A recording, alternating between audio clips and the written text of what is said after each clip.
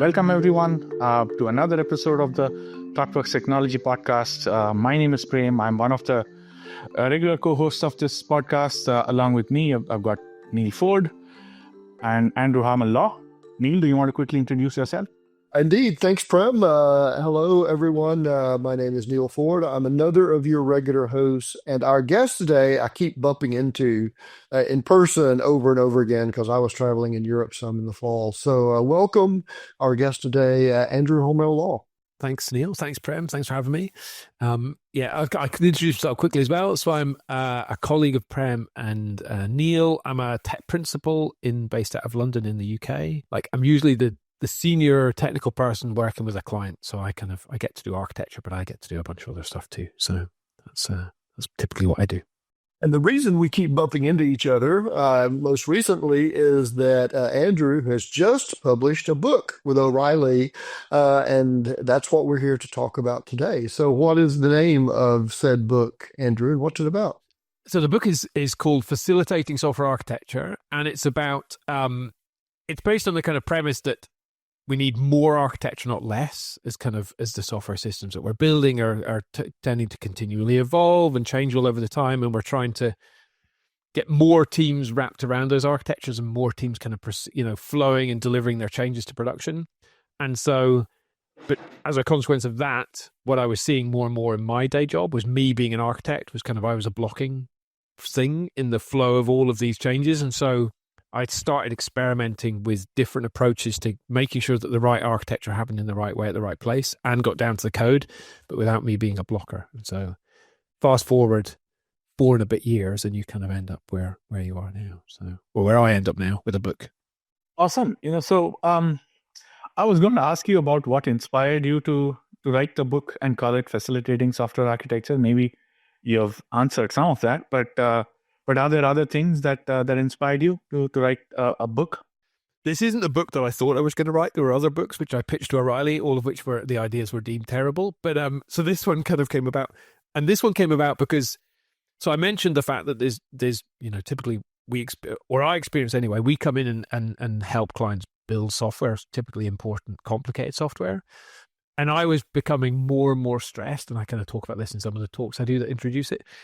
I was realizing that I'd come along and all of my Thoughtworks colleagues would come along and we would modernize how you did architecture, how you delivered and ran software. And I was realizing that the more my Thoughtworker colleagues, optimize for flow and continuous deployment and evolutionary architecture and all of the, continuous quality and things, I was rapidly becoming the bottleneck. I was the part, I'd be like, well, we need to make sure this is a good decision and we need to make sure that this gets implemented and pushed down to prod and kind of typically my client pairs or my client peers.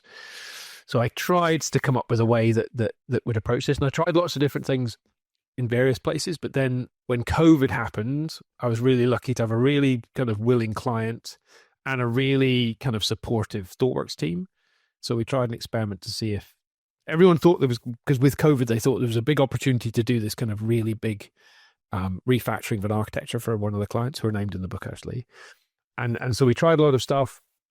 We learned a lot of things. Like I said, the client is actually explicitly named in the book. So it's because we didn't always succeed. I learned a lot. They learned a lot, but lots of kind of things came out which worked around about this process, which we can talk about maybe in a minute. And then since then I've been doing that with multiple different clients, trying out different things. And what I've realized is there's a kind of very simple core to the approach, but then there's a lot of extra things which you can bring in if you need. So that's how it turned from a blog post into a book, because there's a lot of lessons learned. There's a lot of kind of socio-technical stuff around about the core technical practices. And that's how it turned from an 18-page blog post, because Martin Fowler likes you to write quite detailed blog posts or articles, into, I think, a 520-page book. So it got it's quite a lot of pages. It got quite big. This is often one of the things I state as the superpower of consultants, because we get to see a lot of different projects and approaches and if you're a good pattern matcher, you can kind of see patterns. And of course, with superpowers come kryptonite. And one of the problems we often have is we don't see projects from beginning through the middle and through the end. But it's great for this kind of process. So it sounds really promising. But so how does this work? How do you get the architect out of the ivory tower and stop him from being the sole arbiter of important decisions on projects? So it's a great question. So it's basically I've been playing with a concept called trust organizations for a long time in my previous employer and then at Thoughtworks.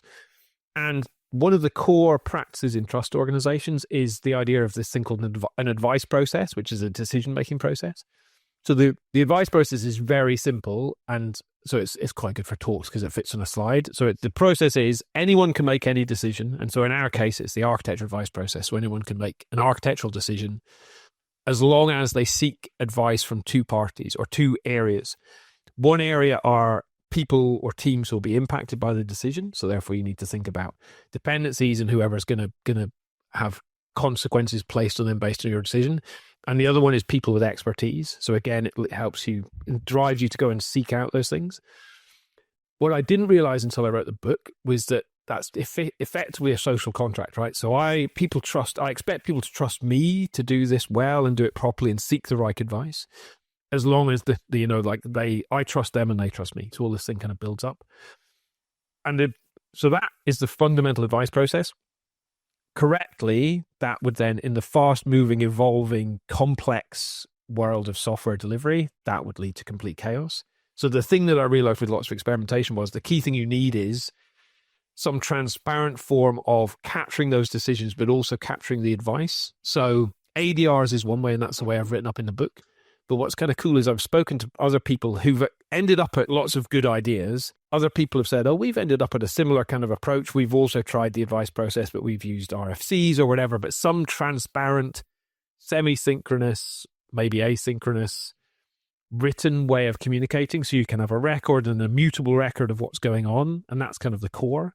And then around about that, you can decorate lots of other processes, right? So the idea is you do build trust, learn as a collective, et cetera, and make sure that you maximize involvement and make failure safe, et cetera. So all of those kind of things happen. But what was interesting was I've done this with some clients where you end up putting in place lots of things. I've done this with other clients where you think you need to put in place lots of formal measures, but it turns out the teams already have a pretty good idea of what their architectural principles are, and they've got I've even been to clients, which was terrifying, but I have seen it, where they had a pretty good implicit understanding of their cross-functional requirements. They knew what the overall performance and availability, etc., things of their services should be. So maybe I've written them down to make them clear, but they've always been there. But you need this kind of aligning forces to make sure everyone heads off in the right direction, because otherwise everyone will scatter and you'll end up with chaos. That's the fundamental core of it. And then, like I say, you add lots of extra bits to make sure stuff works. But So is the premise then that, anybody can make architecture decisions? And as you said, okay, as long as those two things, those two groups of people you seek advice from. But, that presumes that the folks that you're seeking advice from are at a level of experience, competence, and other, humanities. yes, For this to scale, right? Doesn't this become very chaotic very quickly if you don't have the right kind of people? So it's interesting. So like you mentioned a minute ago, one of the blessings is we get to go everywhere, and one of the curses is we leave. What's really cool is Pete, who is the my pair at the client. I've stayed in touch with Pete, so he gets mentioned quite a lot in the book. I'm hopefully rounding up Pete and one of the team lead architects from that client to do a talk at a conference coming up that I'm kind of building a track or putting together a track on. So, and they were a really good case study, right? So there were lots of people, there were a few people who had the architectural expertise. And so Pete recently published an article about, which he calls the autonomy roller coaster. So Pete and I had a big question at the start. Have we unleashed chaos because of this autonomy, right? What's very interesting, and it does depend on the client and the level of skills and the level of trust, but typically when you roll this out, and it's definitely good to roll it out small, right? So there's bits in the book that says do it with one team, or if you're an architect, do it individually as a practice. So then you can show that you're modeling the process, because there's a learning about the process and there's a learning about how to engage the right people and have the right conversations. If you do that, very rapidly, the appropriate for your architecture and your code base and your client and your kind of context that surrounds it, you'll rapidly find that kind of thing. So in some places where it's so this is a case study that's written up in Martin's site as well, Zappo Bank. So they were a Bitcoin bank. So decentralization was in their DNA, right? That's kind of how they expected the world to be, not just their software. So they already had a kind of high level of architectural maturity. They're the ones who already had like implicit CFRs, et cetera, et cetera. So lots of the stuff was there. So we were just trying to help them be more efficient because they like to have a nice debate. So most of my coaching there was like, you don't need to agree. Like it's in, it doesn't say everyone needs to agree. You just need to consult and listen and understand. Other clients where I've done this, it typically tends, you think it could be everyone deciding, but it starts off typically with the people who decide anyway will still keep deciding. But you'll start engaging people in a way that like you and Neal recommend, right? But not more formal, but there's an explicitness in that engagement. I'm speaking to you because I believe you have an expert role, or I'm speaking to you because you have an advisor, an affected team role. So then you model that behavior, and then slowly people will start kind of saying, there's another thing. So I've seen, for example, a client, we were going along doing stuff, and most of the architects were doing most of the systems architecture work, but individual teams would see an opportunity to refactor some of their architecture so it's nice and tightly scoped. They don't want to have to seek advice from lots of other teams, so they specifically scope their decisions so that they can do whatever this thing is without having a big impact, because they don't want to cause impact that is responsibility of a system architect or someone with a broader view. So they'll scope it to that level. They'll kind of seek the advice. They'll seek lots of advice from people who've got a broader architectural view. So it'll help them shape those things. Then they'll kind of put those things into practice and get all of the learning. So because it's more within their field of control, which is nice. So it kind of self-modulates and self-selects. The key thing you do need to do, and this is where most 50% of the pages of the book came from, architecture becomes, like Ruth Mallon says, very much about conversations. So it always is conversations, but you're broadening out the circle of who are having those conversations. So what's nice is you start watching, because in this you've got the ADRs, which are, you can see these conversations happening. Sometimes you realize the conversation's happening and you can see the advice and there's nothing you can add, so you just kind of leave it alone and you keep an eye on it. Other times you're like, that's going in a terrible direction. Let's, add a pretty, detailed comment about why we think this isn't going to work. Other times my kind of chaperoning will be, I don't know the thing, but I know you should speak to operations because they definitely have an opinion. Or in banks, please speak to regulatory, because I know that this is something, I'm not the domain expert in regulation for I don't know, cryptocurrencies, but I definitely know you should speak to this person because they know. So it's more about conversation curation and explicitness and all the skills that Neal and I have talked about before, about like clarity through writing and clarity through communication. All of these things kind of slowly grow. So there is a learning curve, right? But what you'll see is and the key thing, which is again in the book, the accountability typically in more traditional approaches, the accountability and responsibility for decision-making sits with the architect and the person with the architect and the job title. That spreading around, making that clear to everyone is key, because some people think, I can decide, but I'm not accountable for it.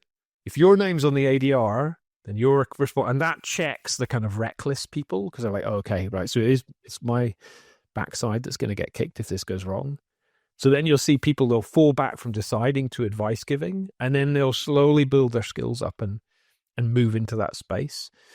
So it's a transformation thing, and that's why I've been very interested to speak to lots of other people who've tried this approach, because it's definitely kind of an organizational learning type thing. It sort of changes the role of architect from sole decision maker to curator of the garden of decisions that are growing underneath your feet, which I guess is the best guard against, I think Prem was touching on the subject of what happens if you have people who shop for a yes. I was like, this is a controversial decision, but I know those two people agree with me, so I'll get advice from those two. But then, the curation that comes in so I maybe the corollary to the advice of get advice from experts is at least one of them needs to be a contrary opinion. Oh, totally. There's a whole thing about, it's like 100%. So there are, again, this is where many of the words come from, because it's very simple to state this stuff, and then the practice of it is where you get it. So explicitly engaging people who will disagree with you. Explicitly, there's a big chunk on like advice isn't opinion. So like, should I do this? No, right? That's not advice, that's an opinion. Why should I not do it? Well, 300 years ago, when days of COBOL and all this, when dinosaurs ruled the earth, we tried this didn't work for these 7 reasons. 5 of those reasons might be out of date, but 3 of those reasons might be complete zingers. That's the kind of stuff you want to separate out. And then the learning and like Diana Montalian talks about, like the knowledge stocks, which are typically, like a few people know everything about a set of problems or the architecture or whatever. You begin to flow that. And because this is happening in the open in ADRs, and this is what I've seen, which is amazing, people who don't feel confident enough yet to start stepping up to this space can see architectural peers, right? People with more experience asking the right questions, even digging into stuff like, there'll be a request for comment. Someone will provide advice. Then the original requester will say, can you tell me more about this?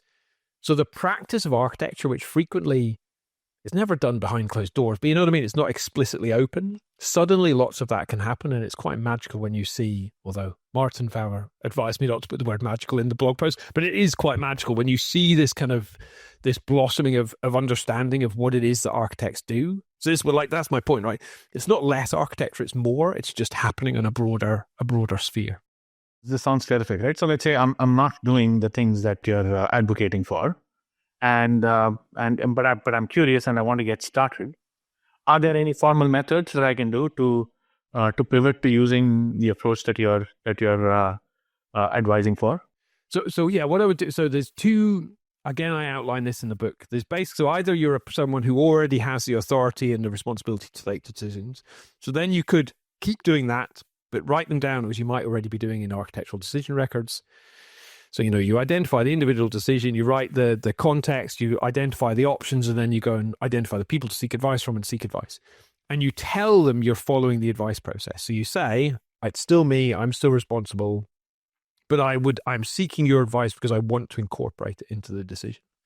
Then you make sure they write the advice down, because typically it works best if you've recorded the advice which others have given you, it's not as kind of transparent because you might misinterpret it or whatever. So it's better if the person who's giving the advice writes it down. Then another nice clean discipline is to say you can bring all of that and acknowledge all of that advice in the body of the ADR. And you can even, and this to Neal's point earlier, it's really nice practice to say, despite this advice from so-and-so person X who knows exactly what they're talking about, I've chosen to not do this because product management or someone, we believe that it's acceptable to do this, or it's, we believe we'll get a benefit that will outweigh the downside. So that's if you already have that authority. Alternatively, you're a team that would normally go to an architect to seek input and advice, an architect who's responsible for multiple teams. You can still do the same process, but acknowledge the opposite, that you still have no, responsibility or accountability to do this. But here's an ADR we've prepared. We'd love your advice. We'd like to get to the position where we can understand your thinking about architecture to such an extent that you're reading it and going, yes, I completely agree. I've got nothing to add. If the architect has things to add, then you can add that, and then you're kind of openly learning and teaching. The goal, and then it would still follow the same process. So we're currently doing that on my client. They still have a kind of centralized sign-off process, but the goal is to get so boring that that's almost like a rubber stamp exercise, because we're like, the teams are better, the CFRs are more explicit, the principles and the overall overarching architecture are clear because of continued teams trying to consume this architecture and make their decisions at their level. And so there's been a feedback loop between these higher, more overarching architectural aspects. Because you could say, the team doesn't know what they're doing because they're taking a decision that's wrong or in the wrong direction. But then what we're trying to encourage is the overall architecture to bring that back up and say, okay, we need to make this clearer. This is an implicit CFR or an implicit principle which isn't stated. That can kind of tune things. And then at some point, people get more and more comfortable. So therefore you let go. And it works pretty well, not as well as it could with the centralized sign-off, but it can get really close. So at my current client, that's what we're doing. It also occurs to me that a side benefit of this approach is that you very effectively grow your next generation of architects, because software architecture is not something that you're a developer one day and then you go to a 3-day seminar and then you're certified and you're an architect. It's more apprentice-based, and this is a way to basically force people who bump into decisions to apprentice, for the length of that decision, to look at some of the issues.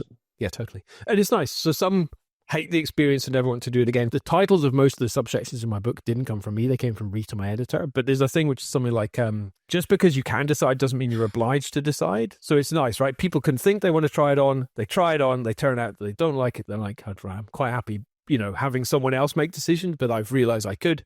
Other people, just like you said, Neal, they like taking, but also there's this transparency so they can see what's going on. And it's a superpower. It's really good. And actually, the two kind of people that we've been talking about, architects who have not enough time and feel like they're blockers, and teams that are people who are kind of straining at the leash, wanting to move. And this is maybe to the meta question that we might ask at the end. But like one of the things which was hard, but I'm glad I tried to do, and we'll find out from feedback whether I succeeded. There are two audiences for the book. The architect who's got not enough time but wants to make sure that their architecture is evolving and coherent, and someone who wishes that they had the ability or the responsibility and accountability to take these decisions, but they know they don't have the experience. They know they don't have everything, but they don't know where that path is. So that's trying to kind of bring those people together to say, right, this is where you might be able to overlap. This is where you can benefit from each other. We'll find out if I succeeded. Yeah, here's a question I have, right? I mean, look, I completely appreciate the whole advice process that you are looking folks to adopt. But how does one prevent that from becoming a command kind of scenario, right? Where, okay, it's not advice. It's basically, I'm telling you, this is what it needs to be, right? How does one prevent that kind of situation where it's all top down? It's a very good question. Yeah. There's spread. There's a talk that I do called A Commune in the Ivory Tower, where I explicitly identified kind of 4 failure patterns. And I tried to put those failure patterns in the book, but they ended up spread around a bit. And that is completely a failure pattern that you've seen, Prem. And like you can imagine, right? We've all, I might have even been that architect. There's a story where I was like, we're doing the advice process up to the point where someone makes a decision I disagree with. And then there's a story I tell where there's a conversation between me and Pete, because it was Thoughtworkers who were planning to do the thing contrary to our advice. And I said to Pete, this is bad. They shouldn't do it. We should tell them not to. And I can, because I'm a thought worker, so I'm senior and I can tell them not to do it. And Pete was like, if you do that, you've crushed the whole thing immediately. So he was right. That's why it's in the book, because we stepped back and we trusted them. So it totally can. The things that I do and so if all of the people with the authority don't want to give the power up, and if there's no trust, because this doesn't work everywhere, to be very clear, like Eric Evans once got asked, so domain-driven design, does it work out? It sounds like it's the universal panacea. It'll work everywhere. And Eric was like, here are the 17 places where it doesn't work, right? There are places where this is not appropriate. The place where I think this is most inappropriate is where people don't feel the need to give up that centralized control. People don't feel the need to share this power around. And maybe that, different places which don't evolve as fast, which aren't shipping software as quick as everyone else, that's fine. Or where the trust doesn't feel like he'll ever build. In my experience, it builds a lot more than anyone would ever think. So that's why if you start small, you can see that the trust comes up. So if you do it, there are kind of things you can look out for. It's basically the 4, it's succeeding or failing. If you look out for kind of like the 4 key metrics of decisions, so number of decisions per month or whatever, how long it takes a decision to go from draft or proposed to adopted, number of superseded decisions, which is like a change failure, right? So it's a decision and then it turned out to not be true or whatever, and we changed our decision. And the time it takes to go from a decision which has proven to be not perfect or not suitable to something that is suitable. Those are kind of metrics you can look at. On top of that, if you look at who's doing the deciding and who's offering advice, if it's the same 3 old men doing all of the work, you're like, okay, this really isn't, we've created the illusion of this being inclusive, but it's not really. And so lots of what I'll do, although it's very infrequently required, is having lots of conversations with people and saying, they'll be like having opinions, and I'll be like, well, you are affected or you are an expert. You have some experience of this, so please submit this stuff. And it's usually very interesting to watch people go, I didn't think that they would care. But most people in software are typically trying to do a good job and just, stay afloat and make it evolve in the best way that possible. So, but yes, I mean, and there are saboteurs. So I think chapter 16, it's very, there's the CIA saboteur manual, which is like how to sabotage decentralized decision processes. Quite a lot of that is appropriate. So if you wanted to sabotage that, I kind of address all of those things. The biggest thing is the transparency and the writing down of things, and hopefully the kind of pressure from product or the users of the system that you want to see this evolve. That's the thing that should hopefully ungum the machine and make it work. So, what about something that I would view as sort of inadvertent sabotage, like somebody falls in love with some golden hammer technology, like an XML database or something that's clearly inappropriate, which would never happen in the real world. Yeah, but they love it and think it's the solution to every problem on Earth. So I guess you just have to keep saying no to them until they stop or pick another toy. Exactly. And this is, and you'll see it, because this is the thing, you'll see it in the advice. It'll keep coming up. So like there's an example in the book where the DBA, the answer to everything is a database. If we need to, for some reason, if we need distributed caching, we could just, deploy Oracle all over the place. Or we need this, and the DBA will do it. And it's kind of like it's good you want to seek their advice, and you want to, especially if you think it's relevant, seek their advice, but you don't need to follow their advice, But so again, like the trick of acknowledging it, but saying yes, but like, an XML thing is suitable for other things, but in our specific circumstances. And this is nice because they will, like, if you're right, I can't pick between this option, or this option, even though we all kind of gut feel know that the XML database is wrong. Typically, there might be implicit CFRs, which nobody's talking about, right? And you're like, right, there is a reason why to do this versus that, but it's in a CFR, which everyone's assuming was explicit, but isn't. Or there'll be a principle, which is implicit or not fully understood. So I've had some really nice experiences where the old architect who's got a strong opinion will, give you a gigantic quote, and you're like, oh, there's two principles which are, or lessons learned or war stories which are in this, which we should pull out as principles. So kind of constantly feeding those back into the broader kind of shaping and guiding landscape, which is what architects typically have in our heads, but we don't always make sure is consumable by developers. Pulling all of those things out is key. And again, I spent quite a lot of time looking at the open agile architecture framework from the TOGAF, the open group.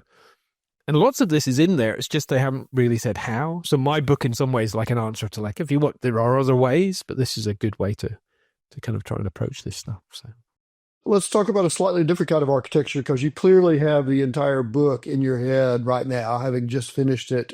One of the things that we typically do for authors is ask them a little bit about the writing process, about what they liked, what they didn't like, what was unexpected, which is usually how long it takes to write the stupid thing. But so what did you think about the writing process? So lesson learned number one, I thought I could write, but I couldn't write. But so O'Reilly, and I don't know if other publishers do this, they had an editor who I would write a chapter, I'd draft a chapter, I would send it over. Rita, because she's happy that I mentioned her name, Rita would read the chapter, completely gut it. So I had this annoying thing, which took me about 16 of the 17 chapters to unlearn. But in talks, you can like bury the lead and you can do the big reveal at the end, and it's like, oh, you can describe the problems in the horrible world that everyone's living in and lead them on an emotional journey. O'Reilly books do not want an emotional journey, so the big reveal at the end of each chapter would be the end of each chapter. So many, many times Rita would go. She'd start sending me meta documents which would say where everything had moved to, because all the words would be the same, but they'd completely shifted around. So that, and Diana Montalian calls this the architecture of the book. Like, you write the book and then you re-architect it and refactor it. That was very hard to learn, but it's such a power move. Like, I've really, really, having properly written a big book now, the structure of knowledge and how you present it and how, and who you're thinking about, like your audience and all this kind of stuff, which is important in software architecture, super key. Like, it was very interesting to kind of do that. So that was cool. Again, because the book was early access, pre-release, there were people reading the book and giving me feedback. So there's quite and lots of people gave me lots of little bits of feedback, but some people were really, really, really waiting for the next chapter, really using the book, really doing stuff. And they gave me incredibly detailed feedback. So that was super, like, advice, right? So, and some stuff I acknowledged and then said, but I choose to ignore it. That was amazingly powerful. I don't know how I could write a book in like a black hole and just go into a cave and write the book and then come out and assume everyone liked it, because there's tons of stuff in later chapters. They'll be like, yeah, but what about? Oh God, I hadn't thought about that. So another chapter appears to kind of cover off these circumstances. So. Well, just like in software, having faster feedback gives you, better 100%. adaptive direction. I've never written a book yet where I didn't write the first chapter first and then write the entire book and then rewrite the first chapter from scratch, because it's completely changed. Because you think you know what it's going to be about, and then you write the thing, and then you realize what it's actually about, and it's very often it's hilarious, quite a bit different. Yeah, 100%. That's exactly what. Like, it was. And the preface was like, I think I completely binned the preface and rewrote it, actually, because it bore no resemblance to what I thought this book was going to be. Well, and the other thing that a lot of people shockingly discover when they encounter a professional copy editor for their first time is that what you think is a first draft is really like a third of a first draft. And so that is where the adage, writing is rewriting, comes from. That's mostly what it is. Yeah, it was amazing. And it was like, I owe a great deal to Rita. In fact, Rita is in the book as like a young developer, because she's not a software. She's a professional, like, say, copy editor, not an architect. But the quality of the questions that Rita would ask, like, she just leaves these comments. I'm like, oh my God, she's done it again. So things like social contract, all of the framing and the kind of the positioning and just the naming of things, a lot of it comes from Rita. Because she's like, right, I'm trying to do this. So therefore, there's a little homage to Rita in the book, which is a junior developer asks a very pertinent question, which kind of flips the whole decision on its head. And that's kind of the point of the book, right? It's like, if people have some skin in the game, and you can ignore them if it's a useless suggestion, but if it's a good one, it doesn't matter if they started writing code 3 weeks ago or if they've been an architect for 20 years. If it's something worth bearing in mind, then it's important to do that. So. It was a humbling experience, but it was good. So one of my colleagues at one point said that there are one and done authors, or there are serial authors. So are you going to do it again, or are you a one and done, or is it too early to? I'm still trying to relax, because it was nearly 2 years, but I think I've figured out the book that I pitched, which O'Reilly said wasn't the right kind of thing. I think I'm figuring out, having written this, like you said, my thinking has changed a lot. And there's bits where the book drifts at the end into kind of like not organizational design, but the last chapter is like, how does this coexist? Because this could be, like, again, to your questions, Prem, kind of between the lines, this is a big cultural shift. How does this work? You're not refactoring the culture of the whole organization. You're just doing it within the technical organization. And so there's a bunch of stuff which is kind of considering organizations from an architectural perspective, something that was very interesting. And one of my reviewers, Trond Hjortland, who spends a lot of time thinking about socio-technical systems and has done lots of research into like where they came from originally in like studies in the 1940s and 50s. There's a lot of stuff there which I think is very interesting. But this book was gestating for 5 years, so I don't know how you then write a book without having another 5-year gestation period. But it's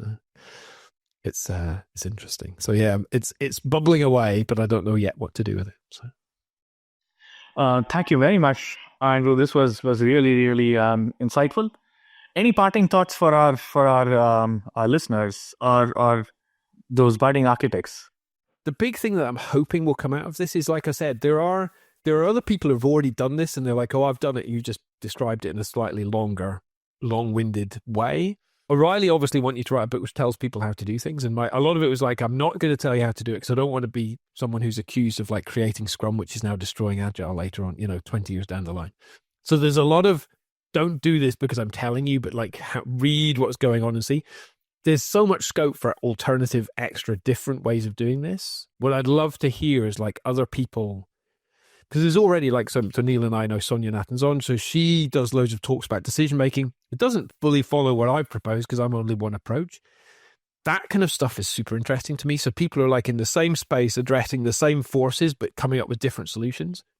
That's my parting thought would be like, just because I wrote a book doesn't mean it's the only way to do it. Technology changes all the time, right? As we all know. So as the dynamics change, I'm super interested to watch and see what works, what doesn't work, and all, extra things, bits that don't need to be there. That's what's most interesting to me. So using it but using it in a creative way and remixing it and stuff is what I'm hoping will happen. Thank you so much, Andrew. It's a fascinating topic. It's a great idea of democratizing decisions and getting rid of bottlenecks. So thanks for joining us today. Cool. Thanks for having me.